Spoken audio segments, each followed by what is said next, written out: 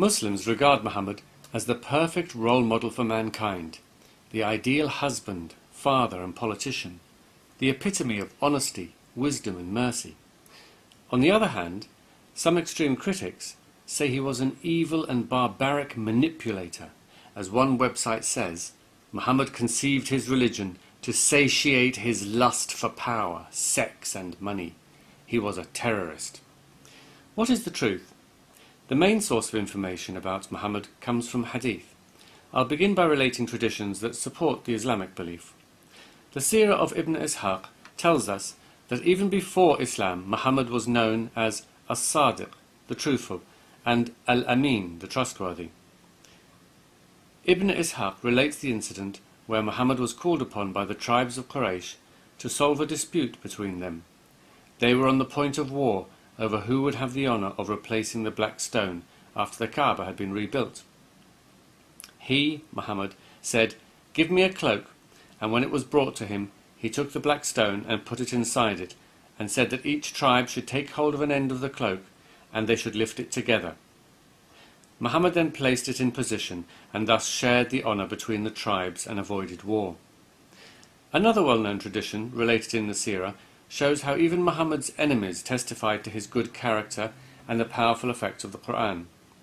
The Quraysh sent Utbah ibn Rabi'ah to offer him power and wealth to give up his mission, saying, "If what you want is money, we will gather for you out of our property, so that you may be the richest of us.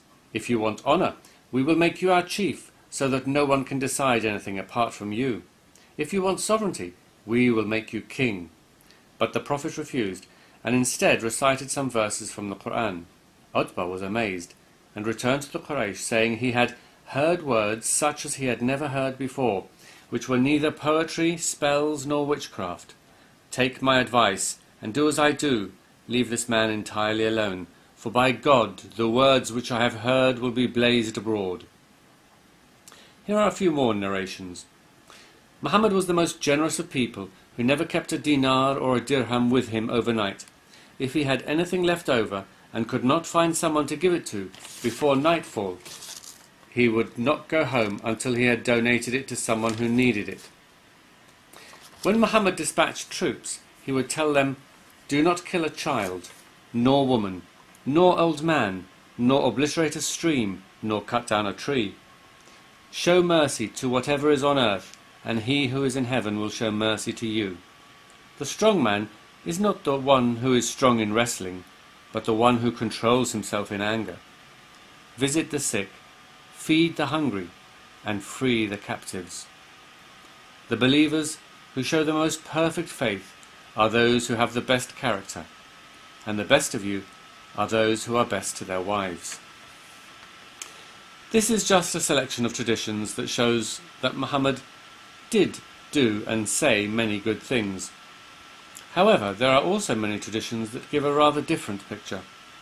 Let's go back to the Seerah of Ibn Ishaq that I started with, and look at the notorious incident of how Muhammad dealt with the tribe called the Banu Qurayza, members of which had sided with the Meccans during the Battle of the Trench. Ibn Ishaq said, "Then they surrendered, and the Prophet of God confined them in Medina, in the quarter of the daughter of Al-Harith, a woman from Banu Najjar.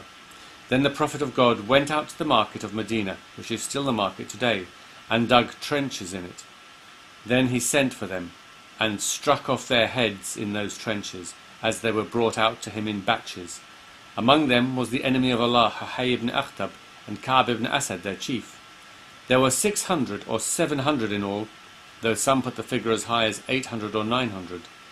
As they were being taken out in batches to the Prophet of God, they asked Ka'b what he thought would be done with them. He replied, "Will you never understand? Don't you see that the summoner never stops, and those who are taken away do not return? By Allah, it is death." This went on until the Prophet of God made an end of them. All the men were executed, including the boys, who had only just reached puberty, as this hadith from Bukhari explains. Atiyah al-Qurayzi said, "I was amongst the captives of Banu Qurayza. They, the companions, examined us, and those who had begun to grow hair, pubes, were killed, and those who had not were not killed. I was among those who had not grown hair." Boys reach puberty at around 13 years old, which means that boys as young as 13 were taken out and beheaded and thrown into the trenches along with their fathers, brothers and uncles. Then the women and children were taken as slaves and their property divided amongst the Muslims. What makes this incident even worse is that it was only certain members of the tribe that had sided with the Meccans, and this is confirmed in hadith. The vast majority of the tribe were completely innocent. Another episode from Muhammad's life that looks very cruel and immoral by today's standards was his treatment of the Banu Najjar in Khaybar. At one point, Muhammad orders Kinana, the keeper of the treasure of his tribe, to be tortured to tell them where the treasure is. Torture him until you extract what he has. So he kindled a fire with flint and steel on his chest until he was nearly dead.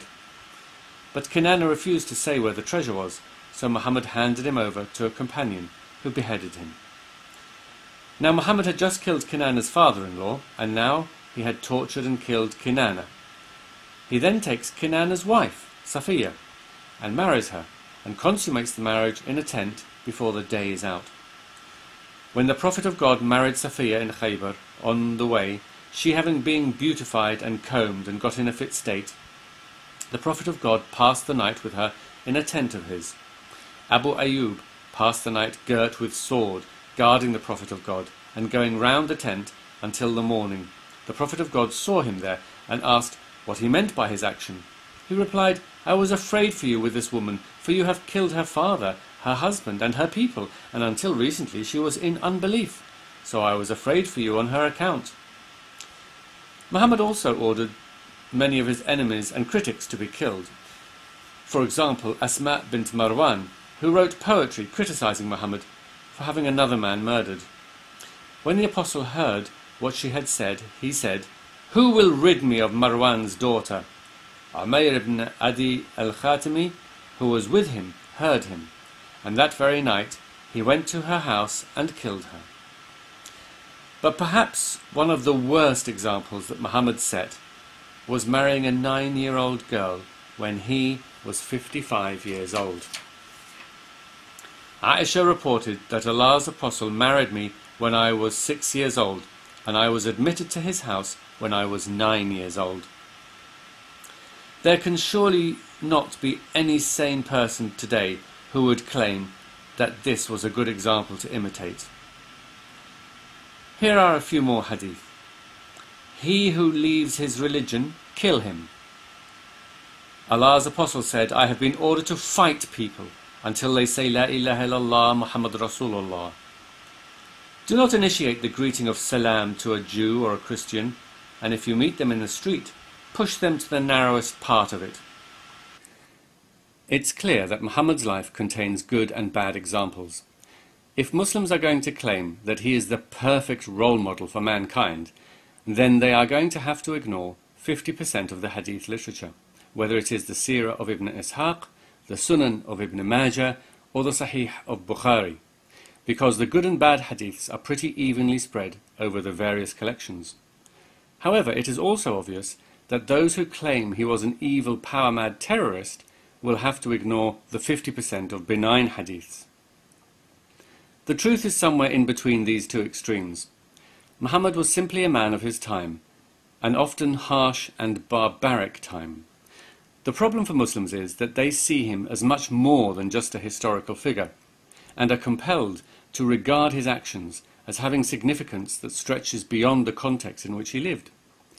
Most Muslims get around this problem by either selectively choosing the bits they want to follow, or simply paying lip service to the belief that Muhammad was an ideal role model, while spending most of their lives ignoring his example. The problem comes when Muslims try to imitate every tiny detail of his life, including the cruel, violent, harsh, and downright immoral episodes of his life.